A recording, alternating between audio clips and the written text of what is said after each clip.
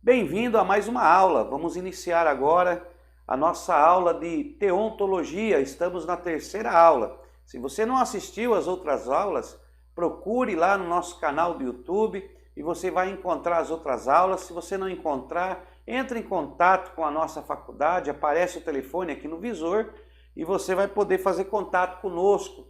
Se inscreva aí no nosso canal do YouTube, ative o sininho, receba as notificações para que você possa estar nos seguindo, estar fazendo o curso. Também poderá estar visitando a nossa página no Facebook, CETAAD, poderá estar visitando o nosso site também, www.cetaad.com.br. No nosso site você terá também ali uma plataforma que vai lhe atender se você quiser saber toda a nossa grade curricular, os professores, as salas de aula presenciais.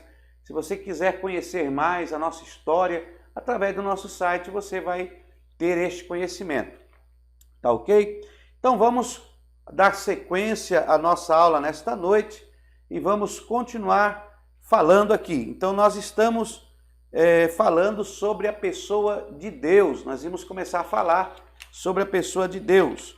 Na aula passada nós já falamos acerca de alguns atributos morais de Deus. Nós falamos acerca da santidade, do amor, da justiça, né? Falamos acerca desses atributos. Então nós vamos falar também nesta noite, vamos continuar falando e vamos falar neste momento sobre os atributos naturais de Deus. Existem alguns atributos que demonstram que ele é Deus, né? Então o nosso Deus tem alguns atributos únicos. Nós chamamos de atributos naturais de Deus. Esses atributos nós reconhecemos como os três oni. Nós falamos disso aí, mas vamos agora detalhar aqui, ó, os três oni, né? Vamos pôr aqui, ó, os três oni, né? Os três oni.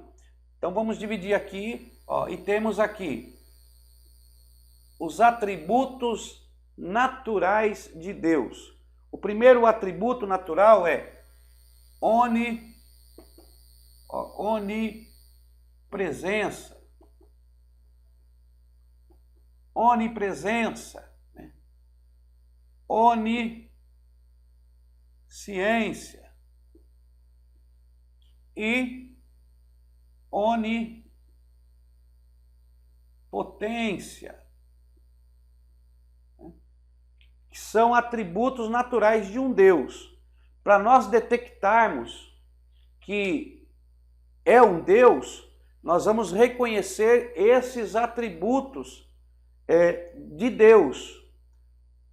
Para ser Deus, tem que ter esses atributos de onipresença, onisciência e onipotência. Então, quando nós falamos de oni, nós estamos falando aqui, ó, é a união de duas palavras, né? Onipresença é a união da palavra oni com a palavra presença. Então, a palavra oni, ela vem do latim hominis, ó, do latim hominis,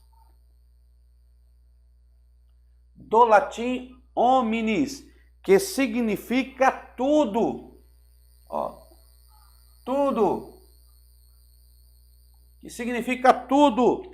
Então, quando nós falamos onipresença, e presença você já sabe que é a presença, né? O estar, o existir. Então, onipresença seria toda a presença, ou seja, a presença em um tudo, em todos os lugares. Então, quando nós falamos sobre onipresença, estamos querendo dizer que Deus está presente em todos os lugares. Então, onipresença seria Deus, né? E Yahweh presente, ó, em todos os lugares. Seria Deus presente em todos os lugares, mas em todos os lugares mesmo. Ele está presente comigo aqui na sala de aula, está presente com você aí na sua casa, está presente em cidades, em lugares, em todo o lugar.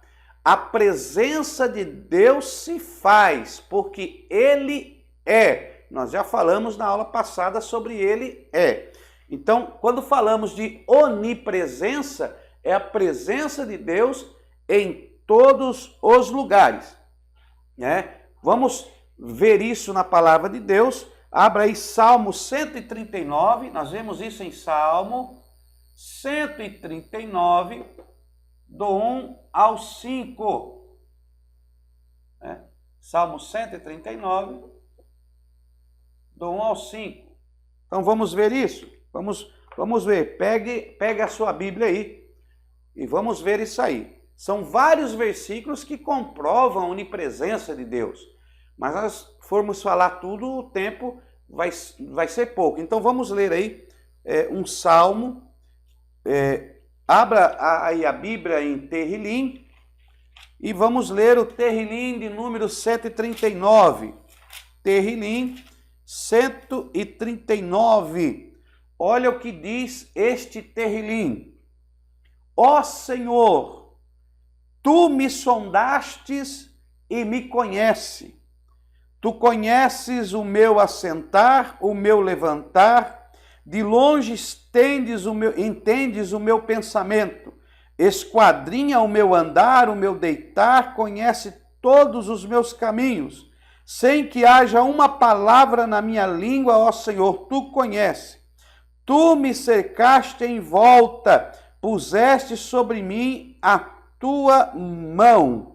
Tal conhecimento é maravilhoso demais para mim. Tal conhecimento é maravilhoso demais para mim, elevado demais para que possa atingir. Para onde me irei do Teu Espírito? Ou para onde fugirei da Tua face? Se eu subir ao céu, Tu aí estás. Se eu fizer nas profundezas a minha cama, Tu ali também estás. Olha, e aí continua. Em todos os lugares ele fala que Deus está. Então, Deus, ele é onipresente, porque não tem para onde você ir. E o salmista aqui está declarando, dentro do Salmo 139, eu falei Salmo agora, não quis dizer Terrilim, porque talvez muitos que estão nos assistindo aí ao vivo não entendem que o Salmo é Terrilim. Então eu peço para você que assista os nossos vídeos anteriores, que você vai entender o que é o Terrilim. Então, no Terrilim, no Salmo 139, por Davi, ele está dizendo que não existe lugar que se esconda da presença de Deus. Aonde for, você vai encontrar Deus. Deus se faz presente em todos os lugares.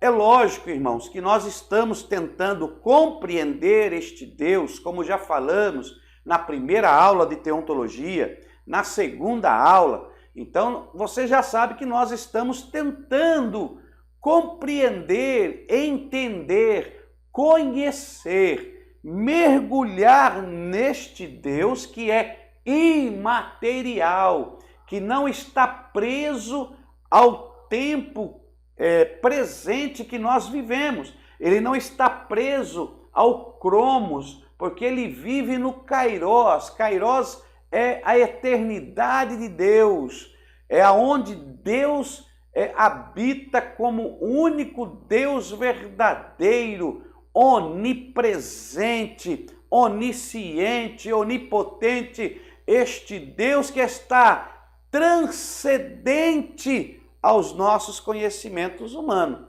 Então, você já aprendeu antropomorfismo, antropopatismo. Então, nós estamos usando de alguns preceitos para formar um conceito da pessoa de Deus, para que nós possamos entender na nossa pequenez e compreender, nem que seja um pouquinho, sobre este Deus que é incompreensível para a mente humana. Nós não podemos esgotar o nosso conhecimento de Deus e não podemos estudar a Deus. Não tem como nós dizer, não, eu sou formado em teologia, eu sou formado na pessoa de Deus. Não tem como. O nosso Deus sempre vai estar além da nossa compreensão, porque Deus é espírito, né? Não está preso ao mundo físico. Este é o Deus que nós servimos, transcendente, imanente, e é o Deus que nós estamos tentando aqui nos identificar, compreendê-lo de uma maneira simples, para que nós possamos então entender o trabalhar de Deus na nossa vida. Então vamos lá. Então sabemos que Ele é onipresente. Ora, se Deus é onipresente, então Ele está presente em todos os lugares. Deus está presente. Então, se você for na igreja presbiteriana, Deus está presente. Se você for na igreja congregação cristã, Deus está presente. Se você for em qualquer denominação, Deus está presente. Se você for na casa de seus pais, Deus está presente.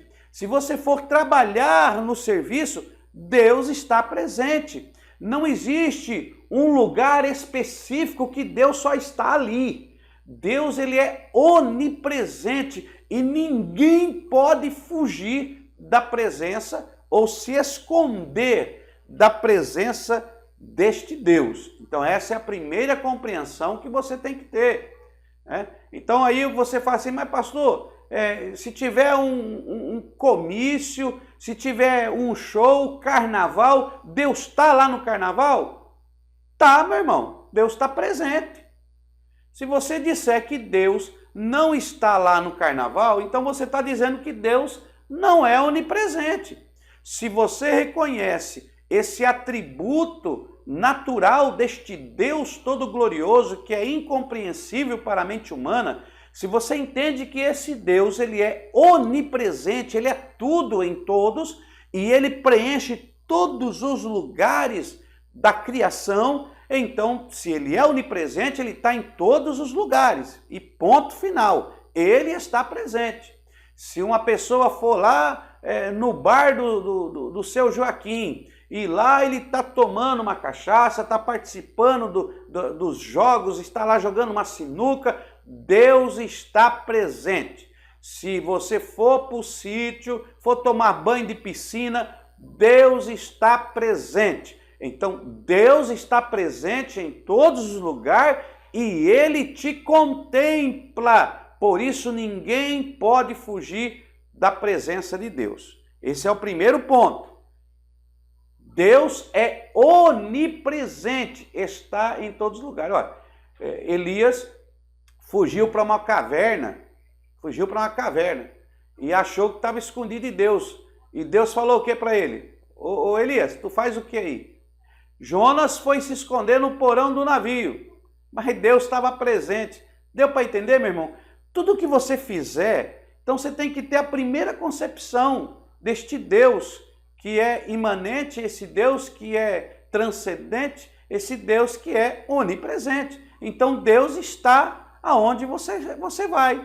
Então quando você está lá no seu serviço trabalhando, quando você está conversando com seus amigos, tudo que você está fazendo, Deus está contemplando. Se você entrar num banheiro, trancar a porta e fizer qualquer coisa sozinho, o homem não está te vendo, mas Deus está presente. Tá? Deus está presente até nesses lugares de promiscuidade, Deus está presente. Agora, o que nós temos que entender é que existem duas maneiras de Deus estar presente. Deus, ele é onipresente, ele está em todos os lugares. Mas aí, dentro da presença de Deus, você tem que aprender, primeiro, letra A presença, presença ativa. E letra B, presença passiva. Então temos aí a presença ativa e a presença passiva. Pastor, o que é presença ativa e presença passiva? A presença passiva de Deus é que Deus está presente na presença passiva. Ele está presente, ele está contemplando, porém ele não se manifesta. Na presença passiva de Deus não há manifestação. Ó, não se manifesta. Ó, não se manifesta. Tá dando para compreender aí? Então, na presença passiva, Deus não se manifesta, mas ele está presente, contemplando tudo com olhos de fogo, contemplando tudo com uma visão perimétrica que alcança todos os lugares. A visão periférica de Deus que alcança tudo. Deus vê tudo. Deus, ele está presente em tudo. Então, Deus está ali.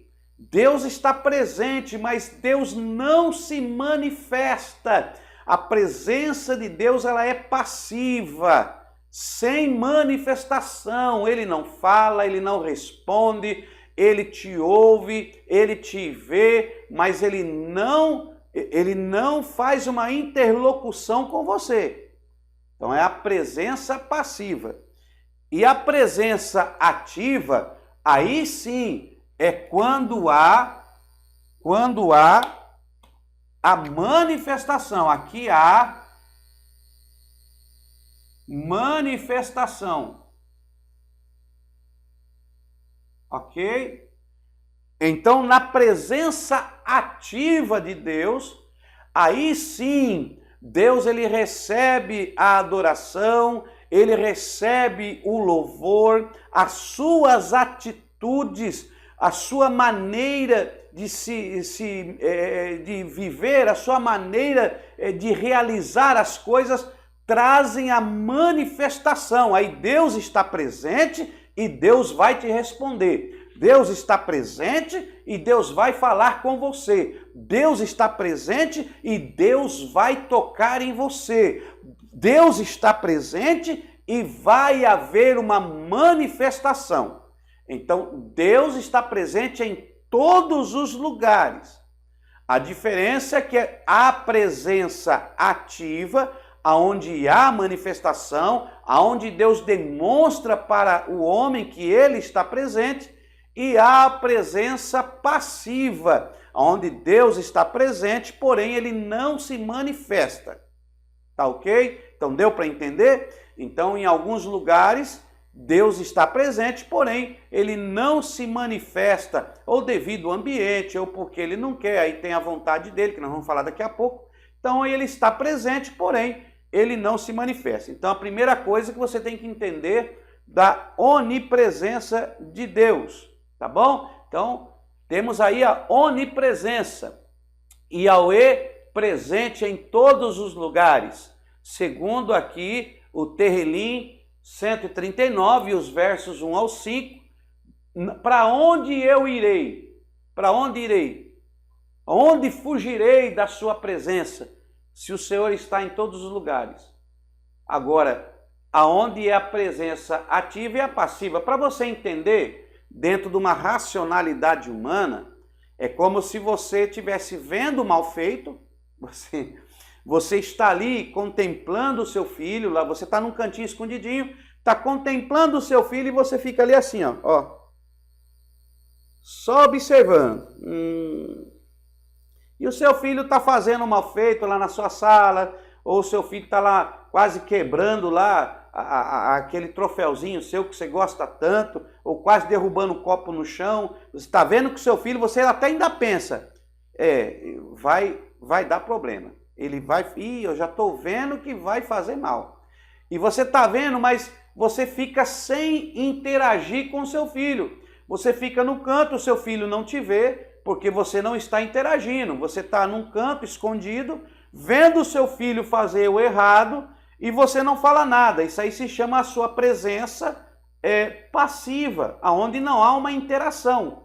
Ao contrário, quando você vê que o seu filho vai cair da cadeira, você vê que o seu filho está fazendo algo errado, está tentando se equilibrar, vai cair, e o seu filho não está te vendo, porém você corre e apara ele, segura ele, então há uma interação, e aí você se torna uma presença ativa na vida do seu filho. Então o pai também pode oferecer na vida do filho uma presença ativa ou uma presença passiva. Deu para entender? Então isso é a presença de Deus. Então guarde isso, faça as anotações e vamos partir para mais para frente. Essa é a onipresença. Deus presente em todos os lugares. Aí temos então a onisciência. Agora temos a onisciência. Onisciência. Oni do latim hominis, que significa tudo, toda a ciência. Então a palavra oni junta com ciência, que tem a ver com o conhecer, com o conhecimento, tanto das coisas que existem, como das coisas que ainda não existem. Então Deus ele tem toda a ciência, Deus ele tem todo o conhecimento, tá? Então aqui nós temos Yahweh,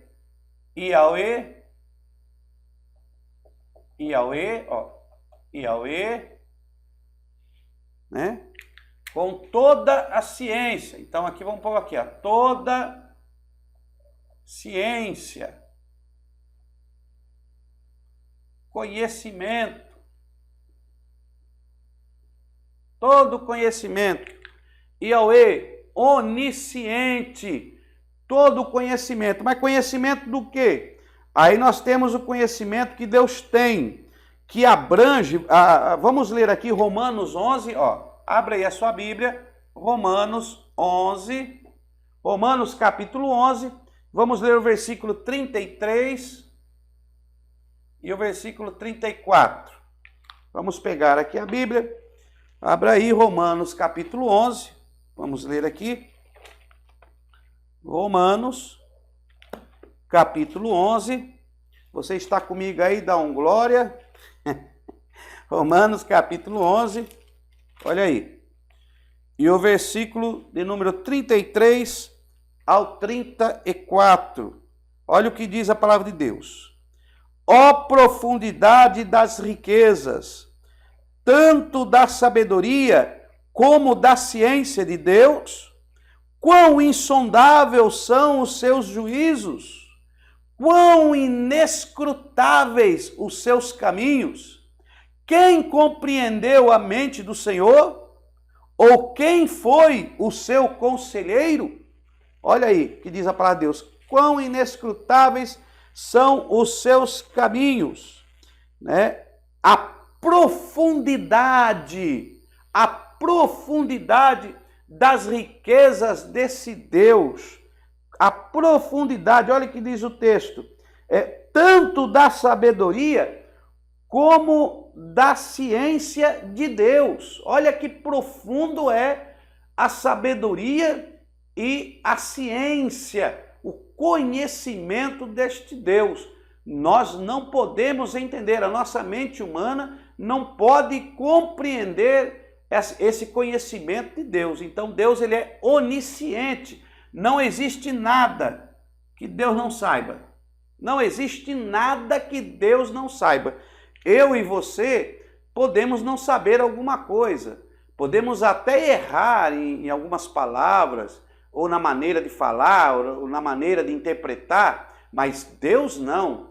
Deus ele conhece tudo, ele conhece todos os assuntos, porque dele foram criados, dele foi formado, porque Deus é a própria existência de tudo. Deu para entender? Então, onisciência, conhecimento. Quando nós falamos do conhecimento de Deus, vamos agora tentar fazer aqui um antropomorfismo ou um antropopatismo para tentarmos entender. Vamos dar aqui uma ideia dentro da racionalidade humana, porque Deus ele se revela para nós de uma maneira que nós possamos entender. Então Deus ele tenta se revelar a você, Deus está se revelando a você, desde Gênesis até o Apocalipse, Deus está tentando se mostrar para a humanidade, para que você possa entender este Deus que a mente humana é incapaz de compreender, mas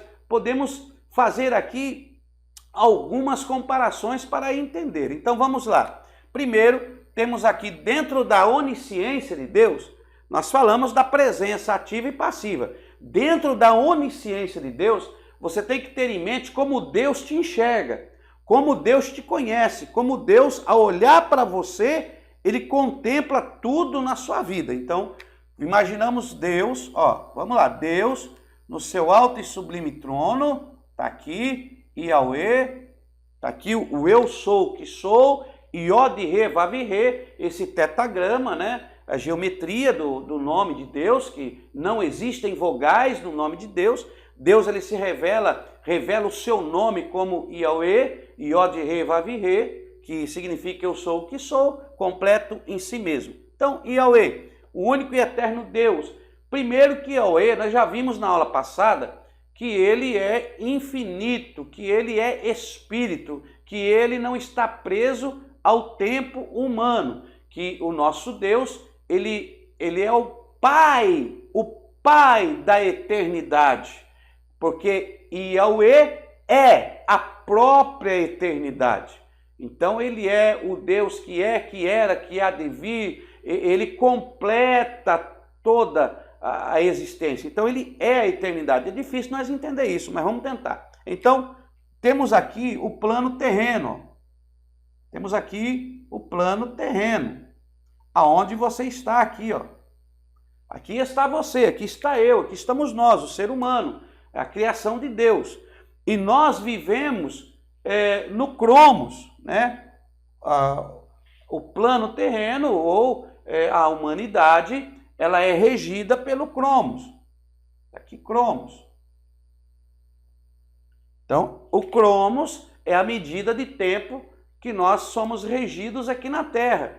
E somos regidos pelo Sol, pela Lua, que nos dá a dimensão do tempo, de 24 horas. Então nós temos aí um período de tempo de 24 horas, de dias vai para anos, de anos vai para épocas, de épocas vai para eras, e aí vai. Então somos regidos pelo cromos. Então nós temos princípio e nós temos fim, porque somos regidos pelo tempo. A humanidade é regida pelo tempo, mas Deus não. Deus ele não tem princípio e não tem fim. Ele é o alfa e o ômega. O próprio início vem dele e o próprio fim se encerra nele. Ele é o princípio, ele é o fim desse plano terreno que vive na dimensão do cromos. Mas Deus não.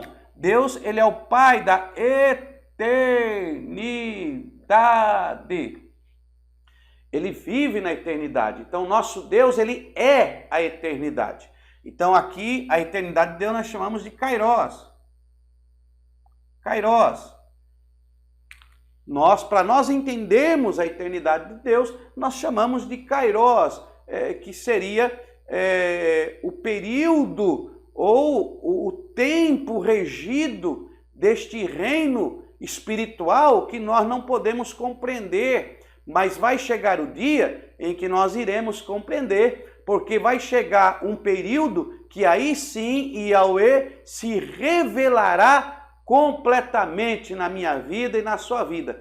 Mas por enquanto nós o vemos em partes, por enquanto nós o vemos em fragmentos, mas vai chegar o dia em que nós vamos ter a completa revelação. Então vamos lá. Todo conhecimento. Então, quando Deus ele olha para nós da eternidade, Deus contempla dentro do cromos, Deus tem o conhecimento e a contemplação do passado, do seu passado, do presente e do futuro. Ó. Então tem aí semente. A onisciência de Deus, o conhecimento de Deus, ele abrange na sua vida o seu passado, presente e futuro. E vou mais além. Antes do seu passado, a Bíblia diz que Deus te conhece desde o ventre da sua mãe.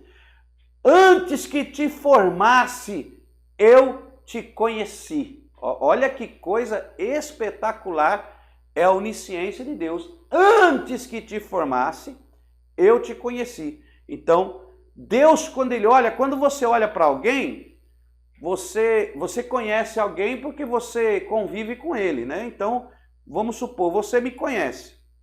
Como alguns que estão aqui participando da nossa aula já me conhecem há 20 anos em Guarulhos, onde eu morava, e alguns que estão me conhecendo aqui na cidade de Campinas. Então, você conhece aquilo que você convive, a pessoa quando você convive.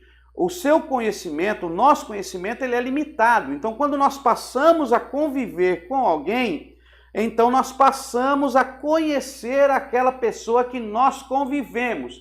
Se não houver convivência, não há conhecimento. Então, você pode ter um colega, mas você não convive com ele. Você acha que conhece ele, mas você não conhece. Você não sabe como que ele gosta de dormir, você não sabe o que ele faz quando ele está sozinho, você não sabe se ele é nervoso na casa dele, você não sabe quando ele está com ira, quando ele não está com ira, porque você só vê uma faceta da vida dele. Então, nosso conhecimento ele é limitado, nós não podemos conhecer uma pessoa por completo, porque nós não somos Deus, somos limitados, humanos e com falhas. Mas Yahweh, o nosso único e verdadeiro Deus, ele sim é Deus, ele é onisciente. Então ele não conhece você por uma simples convivência de momento. Deus te conhece antes de você ser criado, porque a onisciência de Deus alcança o teu passado, o teu presente, e ele já conhece o seu futuro, porque ele está na eternidade e seus olhos olham a sua vida desde o nascimento até o final de uma maneira só. Então Deus não te julga pelo momento, Deus te julga por toda a sua trajetória e história. Mesmo antes de você realizar, Deus já sabe o que está acontecendo. Então Deus te conhece. Isso é onisciência, ele tem toda a ciência. Existe um dom, que é o dom da ciência, né? A palavra do conhecimento, a palavra da ciência. Nós vamos falar desses dons que são dons que é entregue aos homens pela pessoa do Espírito Santo, quando nós fizermos a matéria de paraclitologia. Então nós vamos estudar isso aí também, vamos entender um pouco mais. Então você tem que entender desses atributos naturais que o confere como Deus, né? E quando nós olhamos para Satanás, Satanás não tem isso aqui, Satanás é limitado. Ele não é finito igual nós, ele é espírito. Nós vamos ver isso, não vou adentrar porque nós vamos estudar isso dentro da matéria acadêmica de angelologia, que é uma matéria acadêmica dentro da teologia sistemática, onde nós iremos entender um pouco sobre a respeito desses seres celestiais que nós encontramos na palavra de Deus e que podemos, dentro de um conceito, entender que eles existem e que estão aí entre nós no mundo espiritual. Então nós vamos falar disso. Então por isso que eu não quero me aprofundar. Então por causa desses atributos que nós encontramos no nosso Yahweh, que nós sabemos que Satanás não é Deus, nunca foi Deus e nunca será Deus, porque ele não é onipresente, ele não está em todos os lugares, ele não é onisciente, ele não tem todo o conhecimento, e também não é onipotente. Então aí temos aqui a onipresença ativa e passiva, temos então a onisciência, o conhecimento, o saber do passado, presente e futuro, que o nosso Deus não está preso ou limitado a essa dimensão terrena, porque ele é eterno, ele é o Pai da eternidade, dele e por ele foram feitas todas as coisas. E também o terceiro atributo, que é a onipotência. Então vamos aqui para onipotência. Ó, já falamos da onipresença, agora vamos para onipotência. O que é onipotência? É a união da palavra oni com a palavra potência. Então temos aqui do latim o oni, do latim hominis, que significa tudo. Então toda potência, potência de poder. Então onipotência, ele tem todo o poder. Vou agora até ser mais preciso. Não vou nem dizer que ele tem, porque se ele tem, ele foi dado. Mas o nosso Yahweh, ele é todo o poder. Ele é o poder. Então, o nosso Deus, ele é todo o poder, né? Todo poderoso. Então, ele é todo poderoso nas três esferas. Vamos pôr as três esferas do poder de Deus.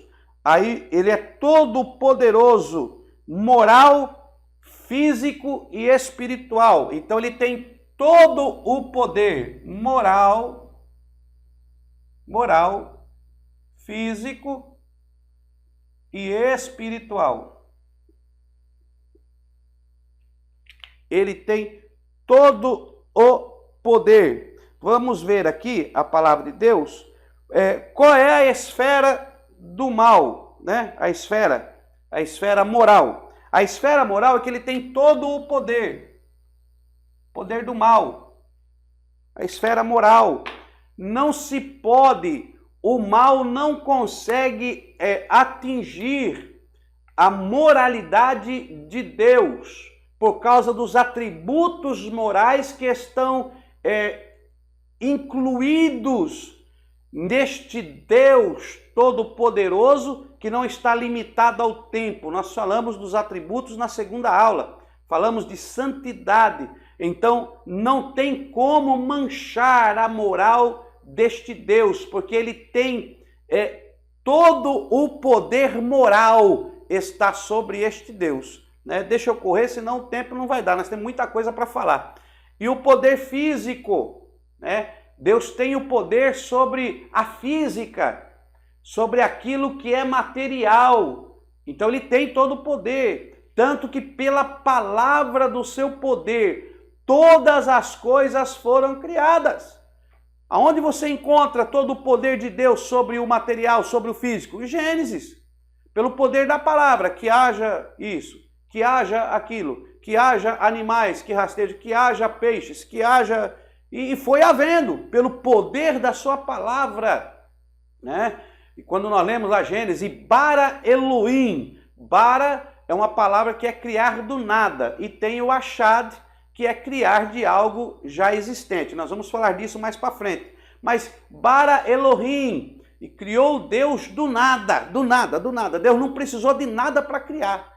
Ele só disse que haja luz, que haja isso, que haja aquilo. Você vai ver o poder, todo o poder. Você vai ver a onipotência de Deus estampada nos escritos de Gênesis, de Bereshit, do início do livro do Pentateuco, que faz parte da Torá, né? Ali no Bereshit você vai achar o poder sobre a física, o poder sobre a matéria. Deus tem todo o poder. Imagine esse poder de Deus ao ponto de uma matéria estar deteriorada,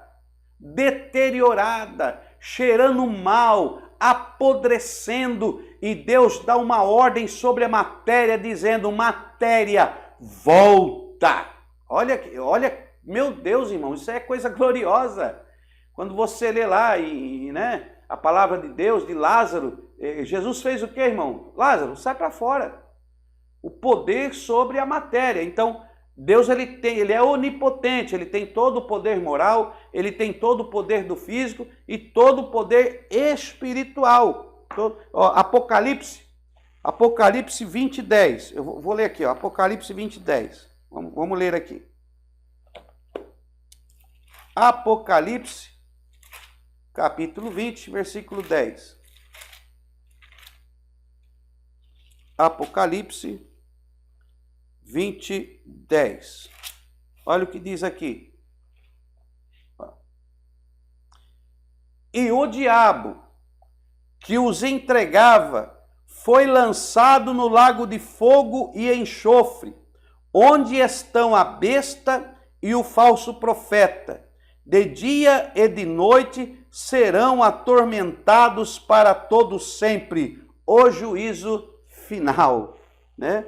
E aí temos aqui a declaração em Apocalipse que o diabo que os enganava foi lançado no lago de enxofre, né? Os anjos maus, os desviados, tudo lançado. Olha o poder de Deus sobre a espiritualidade. Pegar um ser que é espírito, que não possui corpo físico, um ser que também não está preso ao cromos, um ser celestial que existia no Kairos, existe no Kairos, na eternidade. Deus pegar este ser, olha a autoridade sobre os seres celestiais, que são imortais, que estão em outro patamar de regência, não estão sendo regidos pelo cromos, eles são regidos pelo Kairos, e mesmo assim, Deus tem poder sobre eles. Então Deus, Yahweh, é onipotente, tem todo o poder sobre o mundo espiritual também, tá? Deu para entender aí, né? Então vamos falar aqui um pouco, deixa eu pegar aqui o pano, vamos falar sobre este Deus, e falamos aqui da onisciência, que são os atributos naturais de Deus, e vamos falar então, tentar entender sobre a personalidade deste Deus. Será que Deus tem personalidade? O que é ser pessoal? Então vamos falar aqui, ó, personalidade.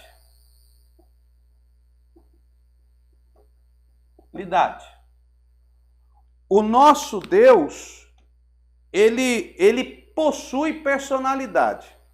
Segundo aí o estudo da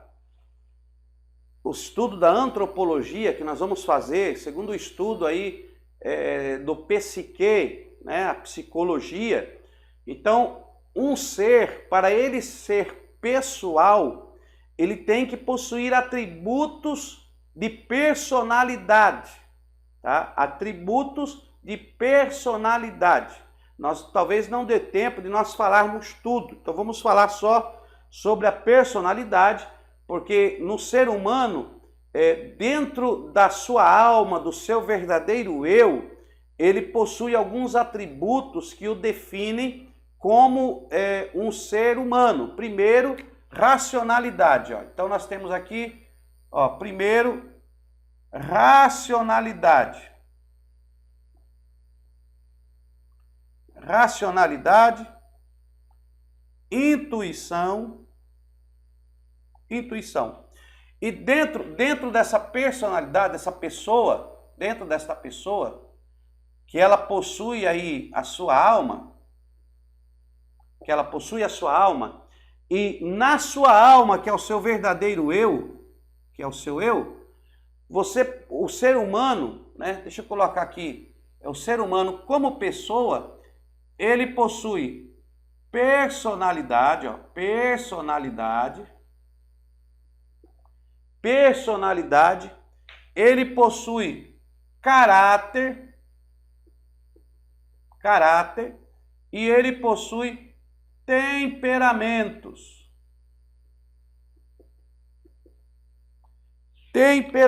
Então, todo ser humano, para ele entrar na existência como ser humano, ele precisa ter racionalidade e intuição. Racionalidade, um ser racional, que raciocina. Aí já começamos a separar o ser humano dos animais que não possuem o raciocínio, eles não têm o poder do raciocínio, eles vivem por instintos naturais que a natureza lhes concede como animais criados. Nós vamos falar mais disso em outras matérias. Mas só para você acompanhar aqui o nosso raciocínio, nós temos, para sermos pessoa, nós temos personalidade, caráter e temperamentos.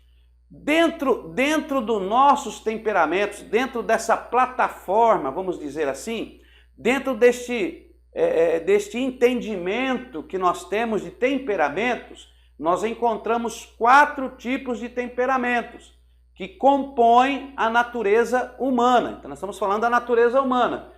Existem 4 tipos de temperamentos. Aí temos aqui o colérico, sanguíneo, melancólico, anota aí, melancólico e o fleumático. Tá? Eu não vou me aprofundar aqui, mas você anota aí, porque vai servir para as próximas aulas que você for participar conosco. Então, dentro desta divisão de temperamentos, nós temos aí o colérico, sanguíneo, melancólico e o fleumático. Todas as pessoas, todos os homens, todo ser racional que possui racionalidade, ele tem os 4 temperamentos, porém, um acaba fluindo mais que o outro. E aí você se torna na sua vida o temperamento dominante. Porém, existem momentos da sua vida que você apresenta outros temperamentos. Mas o temperamento mais dominante, que aparece mais na sua vida, é aquele que você mais passa a usufruir dele. Então, temos aqui, dentro da divisão dos temperamentos da natureza humana, 4. Colérico, sanguíneo, melancólico, fleumático. O caráter, que é a marca que fica, né? Normalmente dita a marca que fica, é aquela marca que você deixa, aquela impressão que permanece.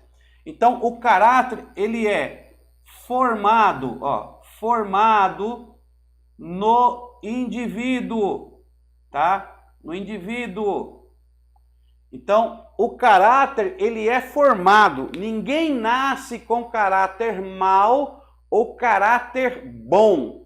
O caráter, ele é formado no indivíduo. E aí ele é formado pelo que ele vê, pelo que ele ouve e pelo que ele pratica. Ó, ok? Então é formado pelo que vê, pelo que ouve e pelo que pratica. Então o caráter, ele é formado no indivíduo pelo que ele ouve, pelo que ele vê, pelo que ele ouve, pelo que ele pratica. E aí temos a personalidade do indivíduo, a personalidade da pessoa. A personalidade é aquilo que a torna única, é aquilo que a torna única no mundo. É a personalidade que passa, então, a declarar-a como pessoa, que a declara como pessoa. Toda pessoa, todo ser que é uma pessoa é porque ele tem uma personalidade própria. Ele tem a sua personalidade. Nunca você vai achar alguém com a mesma personalidade que você. Você vai achar parecido, similar, mas não igual. Porque cada um tem uma particularidade diferente dentro da personalidade. Então a personalidade, ela é formada pelo intelecto, sentimento e vontade. Eu costumo chamar o atributo da personalidade, o ISV. Né? Eu gosto de falar assim porque eu acabo decorando melhor. Então, a personalidade, ela possui alguns atributos que torna como personalidade da pessoa. Quais são os 3 atributos? Ela tem que ter intelecto, sentimento, vontade para ser uma pessoa que possui uma personalidade. Aí depois vai ser formado o caráter e os temperamentos que já tem na pessoa, que os temperamentos é genético, é passado de genética para genética. Nós vamos entrar em outros assuntos, em outras aulas, e vamos tratar disso. Mas já é bom você já ir massageando a sua mente, o seu conhecimento, para já ir assimilando isso que vai ser usado em outras matérias. Por que eu estou falando isso? Porque se nós fomos criados, se Deus nos criou à sua imagem e à sua semelhança, então Deus, Ele colocou em nós aspectos semelhantes de Deus. Ele colocou em nós aspectos que traz uma imagem de Deus, que nos faz ser parecidos com Deus. Então, a nossa mente não tem compreensão para entender a Deus.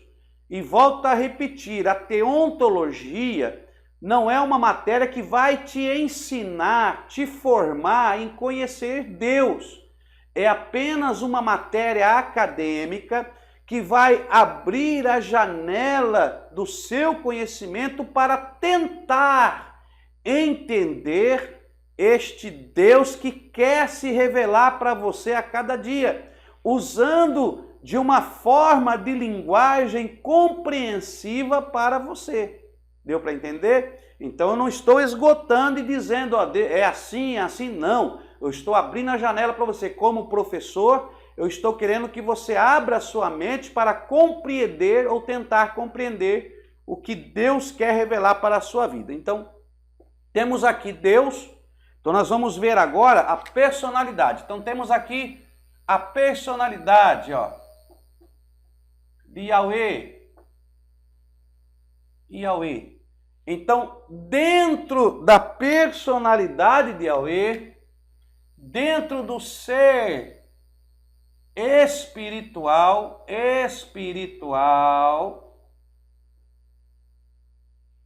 como podemos então entender que Yahweh tem personalidade?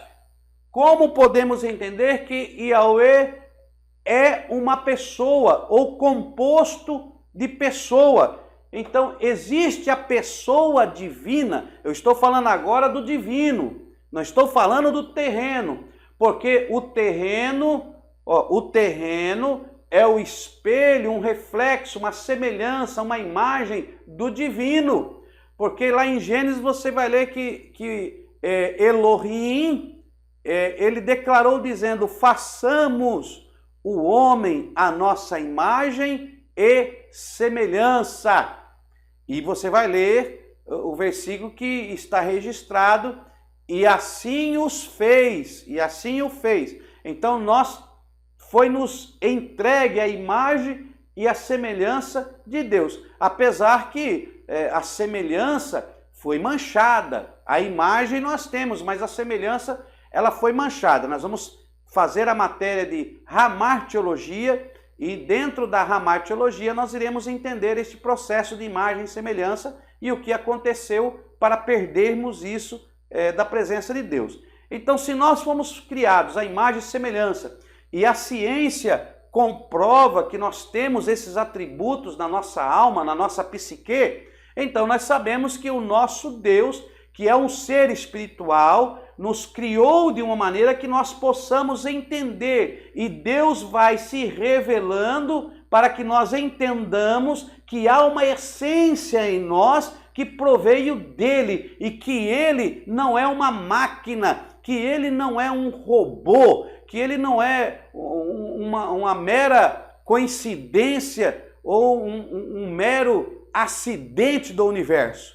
Não. Nós vamos entender através do nosso conhecimento humano, e dentro da revelação de Deus, nós iremos entender que Deus é uma pessoa, que a divindade, que Yahweh, este poderoso e eterno, então o eterno, ele é uma pessoa. E se ele tem uma personalidade, o nosso Yahweh, ele, para ser pessoa, para nós dizermos que Yahweh tem personalidade, então ele também teremos que comprovar nele o intelecto, sentimento e vontade. Então nós temos que encontrar esses atributos na pessoa de Yahweh. para nós dizermos, não, Yahweh é uma pessoa, ele existe. Então nós temos que, dentro do conhecimento que nos foi dado, humanamente falando, nós vamos então conhecer que Deus ele é um ser pessoal dentro da sua revelação através da sua palavra. Ó, vamos ler Isaías 14, 24. Deixa eu colocar aqui. Abra a sua Bíblia aí. Isaías 14, 24. Vamos ler. Pega a sua Bíblia aí, meu irmão. Isaías 14, 24. Vamos ler aqui. Eu estou abrindo a minha devagar, que é para nós acompanharmos junto. Né? Como é que está a transmissão aí, meus irmãos? Está bom a transmissão? Estão me ouvindo bem? Hoje está indo bem a transmissão? Isaías capítulo 14, versículo 24. Olha o que diz o texto da palavra de Deus. Isaías 14, 24. O Senhor dos exércitos jurou, dizendo: como pensei, assim sucederá, e como determinei, assim se efetuará. Olha o que Deus está dizendo. Como pensei, assim sucederá. Como determinei, assim se efetuará. Então Deus está dizendo, como pensei. Então essa passagem de Isaías está nos mostrando, Deus revelando que ele pensa. Que ele pensa. Se ele pensa, o nosso Deus ele pode formular ideias, pensamentos. Lógico que os pensamentos de Deus não estão limitados ao terreno, porque o nosso Deus é transcendente, mas é dado esse antropopatismo a Deus. Nós usamos dessa forma antropopatisma para que nós possamos entender que Deus ele é um ser que ele tem intelecto, ó, intelecto.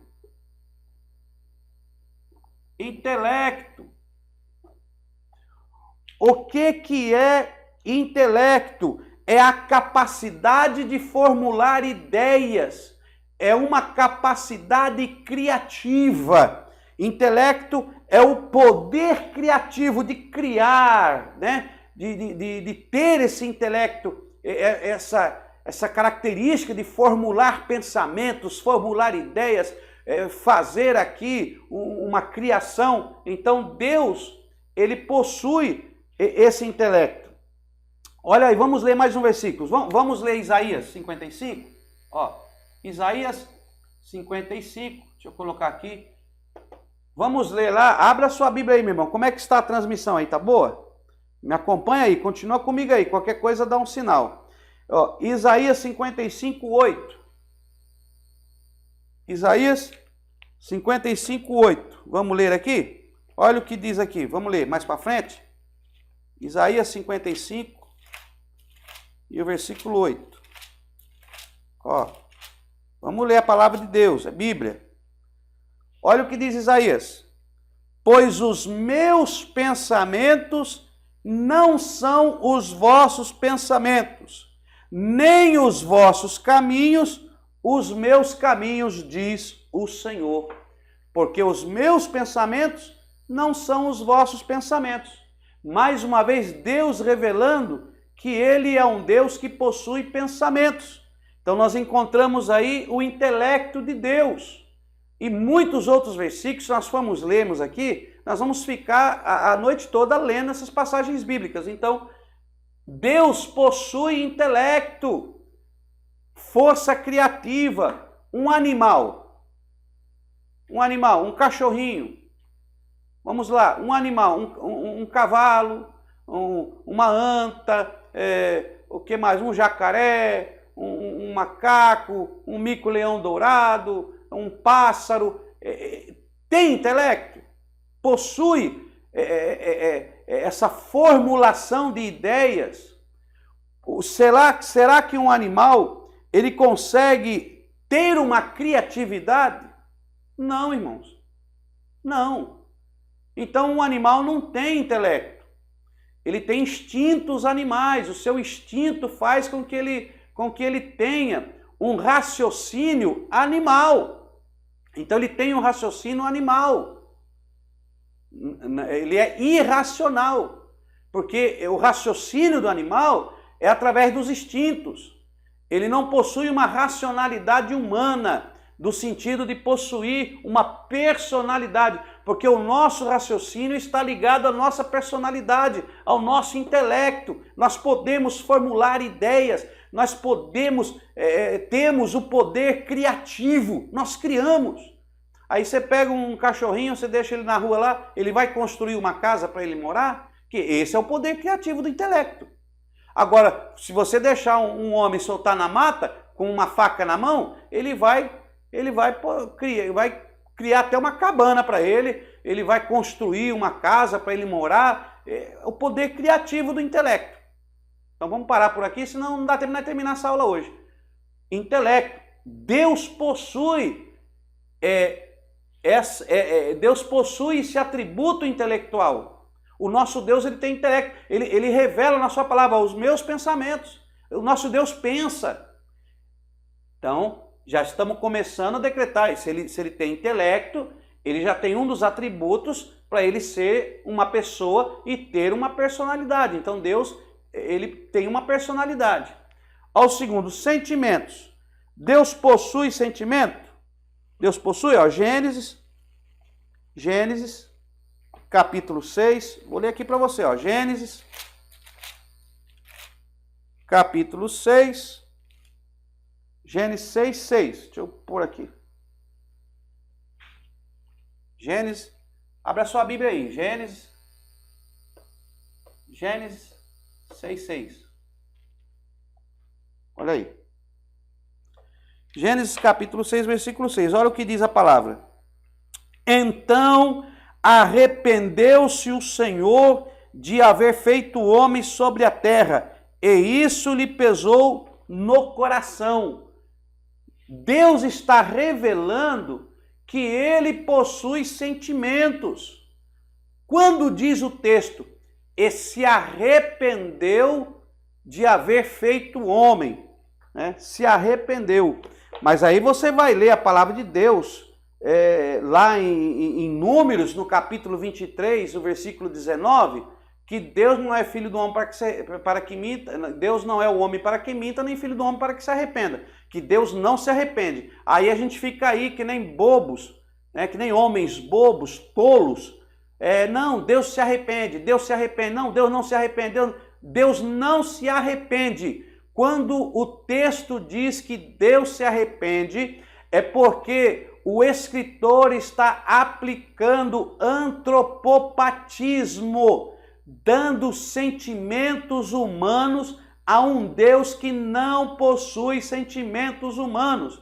Então você não pode tentar entender esse arrependimento de Deus como o arrependimento humano, meu irmão. Nós nos arrependemos no sentido de voltar a fazer de novo, no sentido de que fizemos errado. Então, quando você se arrepende, é porque você reconhece o seu erro. E Deus não erra. Ele é onipresente, ele é onisciente, ele é onipotente, ele não erra. Tudo que Deus faz tem um propósito. Deus não faz nada errado. Por ele não errar, Deus não se arrepende. Quando Deus fala que se arrependeu de haver feito o homem, ele está agora limitando-se e revelando-se ao homem num sentido, numa forma de linguagem, para que o homem possa tentar entender a Deus, que Deus não está a favor do que o homem está fazendo. Olha, você está fazendo, mas é por tua conta. Eu não estou contigo nisto. Aí foi a sua escolha que vai lhe trazer problemas. Não que Deus se arrependeu. É arrependimento no sentido de que você está fazendo fora do que Deus quer que você faça. Você não pode interpretar esse arrependimento de Deus com arrependimento humano, irmão, porque Deus não está limitado ao homem. Então comece a entender isso. Deus é espírito. Deus é o eterno. Ele é o alfa e o ômega. Então isso aí é uma maneira de nós entendermos isso, é usando o antropopatismo. Isso é uma maneira antropopática de Deus se revelar ao homem, para que você entenda. Por isso que a nossa mente é muito pequena, meu irmão. Ó, Deus possui sentimento? Claro que Deus tem. Deus está revelando que ele tem sentimentos.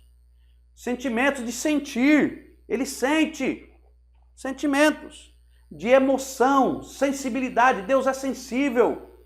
Ele tem emoção. Ele já, na palavra de Deus nós vamos ver momentos que Deus se irou, e Deus se irou.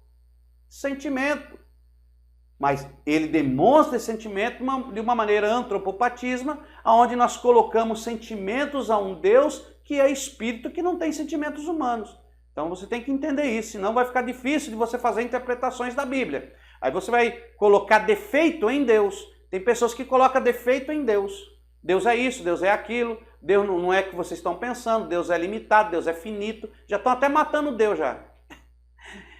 Sentimento, que é um atributo de personalidade, que torna uma pessoa única, uma pessoa diferente das demais, uma marca de personalidade. E agora, vontade. Deus tem vontade? Olha, Deus tem vontade? A vontade de Deus. Então vamos ler isso aí, Isaías 46:10. Ó. Isaías 46:10. Vamos ler só isso aqui, senão não dá tempo. Isaías 46:10. Marca aí, pega a sua Bíblia aí, vamos ler, meu irmão, isso aí. Isaías 46, versículo 10. Olha o que diz o texto.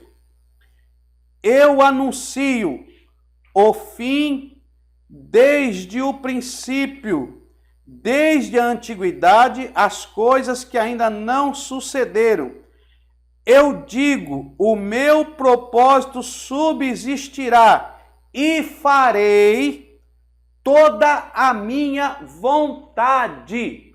E farei toda a minha vontade. Então Deus tem vontade. Deu para entender? Deus tem vontade. Que Deus está dizendo, eu farei toda a minha vontade. Então, tem vontade de Deus. Agora, existe 3 tipos da vontade de Deus. Olha, vontade de Deus. Há 3 formas da vontade de Deus interagir com o homem, interagir com a sua criação. 3 tipos. Existe a vontade permissiva, ó, vontade permissiva, vontade permissiva, que é onde Deus permite que alguma coisa aconteça, então Deus ele usa da sua vontade permissiva. Existe a vontade soberana, vontade soberana, e terceiro, a vontade condicional. Então marca aí, condicional. Então nós temos Deus com uma vontade, ele faz o que ele quer fazer, ele faz. O objetivo dele vai ser feito, a vontade dele vai ser realizada. Sempre a vontade dele vai ser realizada. Agora você pega esses atributos de pessoa que estão dentro da alma de Deus, porque se ele tem personalidade, ele tem uma alma. Então na alma de Deus, Deus na sua alma, no seu verdadeiro eu, eterno, Senhor, alfa e ômega, ele tem o seu intelecto, o seu sentimento e a sua vontade. E a vontade de Deus ela é permissiva, soberana e condicional.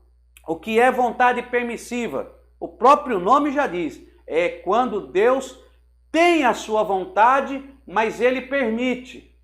Então entra em efeito a vontade permissiva. A vontade soberana é quando a vontade dele é realizada, independente de qualquer coisa. Aí a vontade de Deus é soberana. Você queira ou não queira, você vai fazer a vontade dele. Exemplo, Jonas. Pode ir pode descer para Tarse, pode comprar passagem, pode se esconder no porão, ele busca você lá e te leva onde ele quer por causa da vontade soberana. E a vontade soberana não tem como fugir. E a vontade condicional. A vontade condicional é que aquela vontade de Deus só vai acontecer na sua vida se você cumprir condições. Então exige condições para que aquela vontade de Deus aconteça na sua vida. Por exemplo, a vontade de Deus é que você se salve. A vontade de Deus é que você se salve. Então é a vontade de Deus na sua vida, que você se salve. Mas existem condições para isso. E se você não aceitar as condições, então você não vai ser salvo. É a vontade de Deus condicional. Essa vontade de Deus na sua vida exige condições. Amém? Então vamos parar por aqui, porque se eu for falar tudo, não vai dar tempo. Então nós vamos parar por aqui essa parte.